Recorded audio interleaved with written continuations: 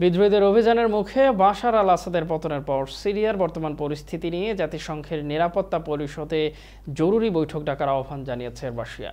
জাতিসংঘের রাশিয়ার উপস্থায়ী প্রতিনিধি দিমিত্রি পোলিয়ানস্কি সামাজিক যোগাযোগ মাধ্যম টেলিগ্রামে লেখেন, সিরিয়া ইস্যুতে জাতিসংঘের নিরাপত্তা পরিষদে বৈঠকের আহ্বান জানানো হয়েছে।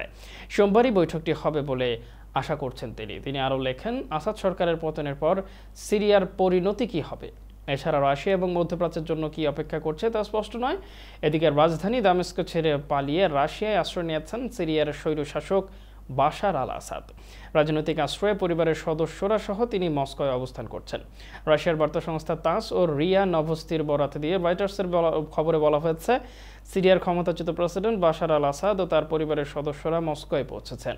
মানবিক দিক বিবেচনা করে রাশিয়া তাদের রাজনৈতিক আশ্রয় দিয়েছে। এর আগে রোববার বিদ্রোহীরা সিরিয়ার রাজধানী দামেস্কে দখলে নেয়ার ঘোষণা দেওয়ার পর দেশ ছাড়েন প্রেসিডেন্ট বাশার আল আসাদ।